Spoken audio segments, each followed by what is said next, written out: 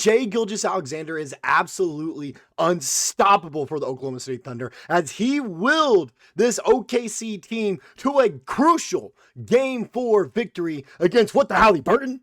What the Hallie?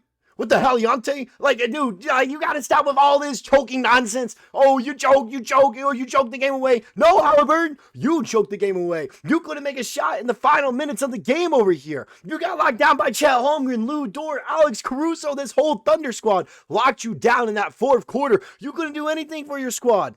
Shai Gilgeous-Alexander proved to you why he is the best guard in the league.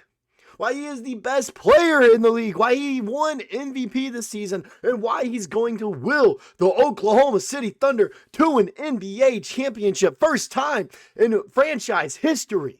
I don't care about Halliburton. I don't care about Pascal Siakam, Miles Turner, who I think is a great player, by the way. I love Miles Turner. Then Obi Toppin, flagrant foul, getting teed up as well there. Like, Dort got a flagrant as well. Yeah, blah, blah, blah. Got a little bit chippy. But I'm here to break down why the Oklahoma City Thunder just won Game 4 and why they're going to win the NBA championship after taking away this crucial game here in Indiana. Before we get into all the quick moment, recognize that 10% of you guys have hit that bell notification button. I want to get 500 of you guys to have that bell notification button turned on. We are less than 160 people away from having that bell turned on. So if you don't want to miss a single minute of the action here as the Thunder go on to win the NBA championship, go ahead, hit that subscribe button, hit that bell notification button so you don't miss a single minute of the action here over at Thunder Digest. With that out of the way, let's go ahead, get into talking about the Game 4 victory. And as you can tell, my voice is gone. I was at Loud City Live in Paycom Center. That was insane. To the dude that sat next to me and started doing the Halliburton choke celebration with me after we won that game. Thank you. You were amazing. Loud City, once again, you guys crushed it out of the park. If you guys were there, well done. Well done. It was truly a great experience. But let's go ahead and look at some of these stats. Okay, here's the Thunder box score. Something's going to jump out at you right here immediately. Isaiah Hartenstein is once again back in the starting lineup, and I think that's the big thing that won OKC this game. Putting him back in the starting lineup. Yeah, he only had 2 points, okay. He had 6 boards as well, but he also had 3 assists. He helped get you rebounds there. The team ended up having 43 rebounds in this game. Yeah, they turned it over quite a bit as well, still 13. I thought they had more than that. Yeah, they didn't shoot the 3 ball all that well, 3 of 16 from deep, okay. But I think it was the fact that we had a presence down low for rim protection, forcing them to try to beat us with a 3-point shot. And then also it opened up the floor. It opened up more possibilities on pick and rolls, all right, dribble handoffs, that sort of thing, all right? So I think Hartenstein, even though it didn't show it in the box score, I think he truly was the difference maker for this team here. Chet Holmgren, great game from him, 14 points and 15 rebounds. Also some great defense there at the end of the game. 6 of 6 from the free throw line. He went perfect. J-Dub had an amazing game as well. He's really turned it up here in the NBA Finals these past 2 games. 7 boards, 3 assists, 27 points. All right, he did have 4 turnovers. He's got to limit those turnovers, but other than that, he's been playing fantastic. Then saving grace, Shai Gilgeous-Alexander. 12 of 24. He hit a 3-pointer as well. Perfect in the line with 10 free throws there, 3 rebounds, and 3 steals. 3 steals and a block as well, limiting it to 2 turnovers, 35 points in the victory. And everyone's like, take away his free throws. What's he going to do? He still had 25 points. He still had 25 points if you take away his free throws. All right, stop it with this nonsense. Dort, perfect from the field, hit that 3-pointer as well, 3 rebounds and a steal there. He did get called for the flagrant, but I will say, I don't condone trying to hurt someone. I don't think he was trying to hurt whoever it was on. I think it was on Obi Toppin, who the flagrant foul was on. If you saw what Obi Toppin did as well, you would be like, man, it should have been a harder foul. Okay. I don't want to say the Pacers have been playing dirty by any means, but lowering your shoulder into someone, not even trying to go for the ball, that is a little bit suspicious. Alex Caruso with 30 minutes off the bench, 7 of 9 from the field. Okay. He had 20 points as well and 5 steals. Absolutely absurd from him. The bench played great, overall. Kenrich Williams had some good minutes there as well. Aaron Wiggins had some good minutes. Cason Wallace, he still had 19 minutes off the bench, not shooting the ball that well, but defensively he has been playing well in my opinion. Isaiah Joe didn't play much, only got up 1 shot, missed it. He was also playing some good defense as well. Overall as a team, they shot well from the field at 47%. 3-point wise, you got to shoot better.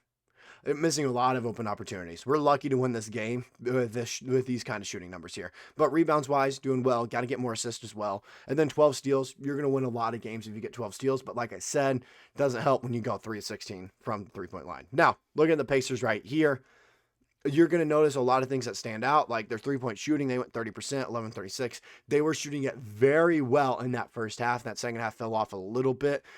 I think some of that is just because of the defense as well. If you look at what this Thunder defense did, they handled business, especially in that second half, that fourth quarter especially. They only made, I think, one shot in the last 5 minutes of the game. That's impressive. That alone right there is impressive.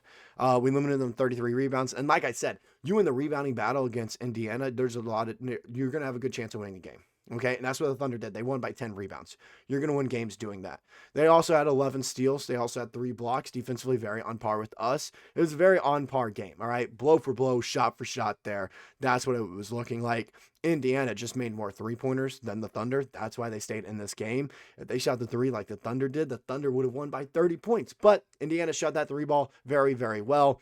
Tyrese Halliburton had a good game. Andrew Nembhard, not as good of a game, but he still played good. Turner played decent as well. Aaron Nesmith ended up fouling out. That was huge right there. Pascal Siakam played well. The bench, Obi Toppin with 17 points off the bench. That was a little bit, scary to see. But other than that, they were doing what they need to do. Limiting some of the key guys like TJ McConnell, Ben Shepard, Benedict Mathurin. All right, those guys right there, limiting them, that was huge. Getting the flagrant foul and technical foul on Obi Toppin as well. Baiting him into getting that tech. And that was a clear flagrant. It was a flagrant, okay? He committed a flagrant foul on Alex Caruso down the court.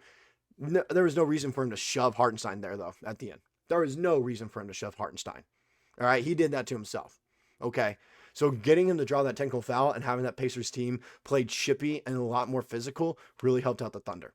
They didn't hold their composure, whereas the Thunder, they held their composure the entire game. And there's some key stats and stuff that go along with this game, like clutch time points, okay?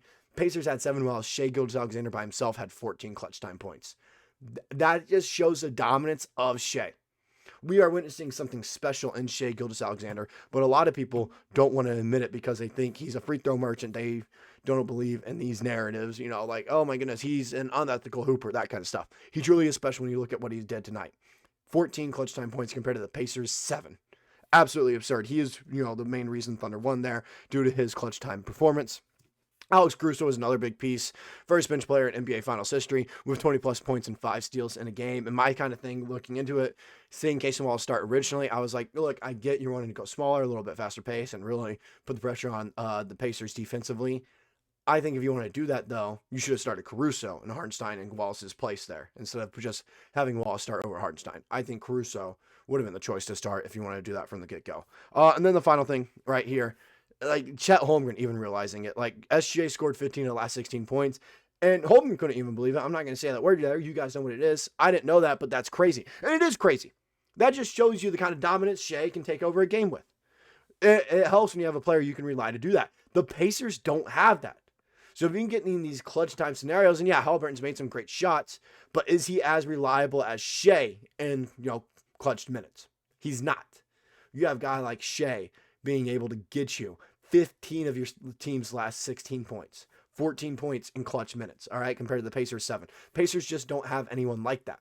Pascal Siakam, Tyrese Halliburton, all those guys are great players, but are they great clutch time players? Yes, Halliburton's hit some shots, but before this postseason magical run he's had, has he been known to do that? No. He's been known to fail in clutch time. Maybe he can prove me wrong in a game 5 or game 6 here if he does play well in clutch time, but even tonight, he didn't play all that well in the final minutes of the game. But that's all I got for this video. Once again, sorry my voice is like almost gone and everything. All right, let me know what you think the team needs to improve on to go out there and win the NBA championship, as I now think taking this game 4 in Indiana, I want to say it's secure them to win the championship, but I don't see any way they lose game 5 or game 7. I don't see it, how they lose at home. That's all I got for this video. See you guys in the next one.